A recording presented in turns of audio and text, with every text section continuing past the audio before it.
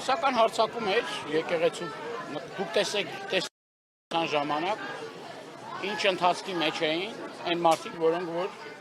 եկել էին հատուկ նպատակով, որպեսզի պղծություն անեն, սրբապղծություն անեն եւ նույն այդ մեր աղոթքի ժամանակ եկեղեցու դուռն էին ջարդում։ Սա որևէ մի կապ չունի հավատացյալ մարդու արարքի, վարվելակերպի եւ սա որևէ աղերս չունի հայ մարդու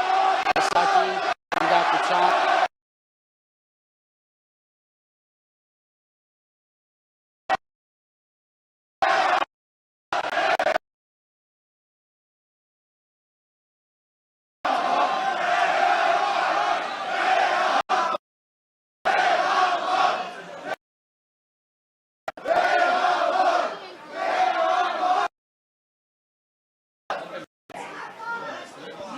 հայ եկեղեցին նման բան տեսել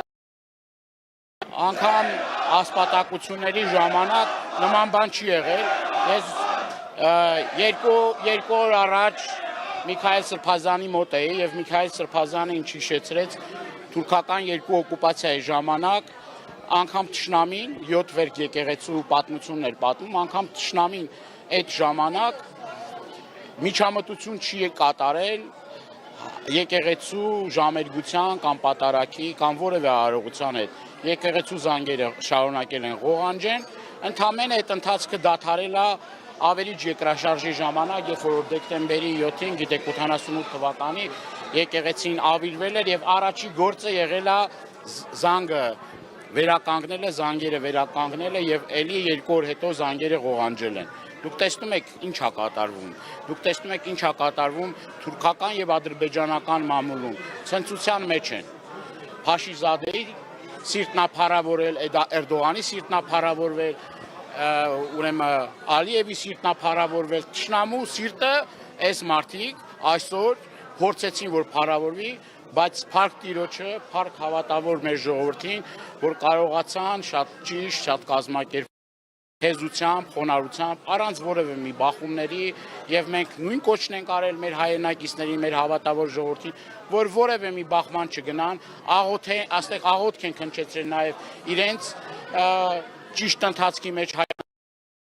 ընթացքի մեջ հայտնվեն, այդ չարությունը իրենց մեջից դուրս գա, ատելությունը դուրս գա, համերաշխություն տիրի, ի վերջո ճիշտ հավատավորը նաև աղոթում է սխալ ընթացքի մեջ։ Պարոն Դանիելյան, մենք իր թեկուզ սխալ ընթացքի մեջ եղող իր հայրենակիցների եւ նաև եւ այս առումով շատ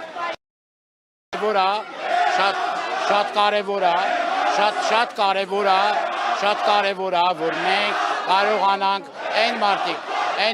մարդիկ, որոնք որ գործիք են դառնում Փաշինյանի ձեռքը ճիշտ ընթացքի մեջ հայտնվենք։ Մենք այսօր տեսանք, որ ավտոբուսներով, տարբեր մեքենաներով, վարչական լծակները օգտագործելով այդ մարդիկ բերել էին մարդկանց եւ այո, այդ ցածրիչներն էլ են մեր քույրերը, եղբայրները, ամեն դեպքում նաեւ իրենց համար ենք աղոթում, այս կնոջ համար ենք աղոթում, որ ինքը ճիշտ ընթացքի մեջ լինի եւ սա աննախադեպ մի երևույթ էր մեր իրականության մեջ, հայ ժողովրդի պատմության մեջ, նախադեպը չունեցող մի բան էր, բայց կրկնում եմ, փառք Տիրոջը կարողացանք այս փորձությունը պատվով հաղթահարենք, աղոթենք, որ հետագա ընթացքը խաղաղ լինի եւ ի վերջո խաղաղության մեջ մենք կարողանանք ճիշտ լուծումները գտնենք եւ այն մարդիկ, որոնք պարակտում կմտցնեն հայ առաքելական Սուրբ եկեղեցու հեզությամբ, խոնարհությամբ պետք է թողնեն իրենց ընթացքը եւ շարունակեն ուրիշ գործով զբաղվել, իրենք կապ չունեն հայ առաքելական Սուրբ եկեղեցու հետ։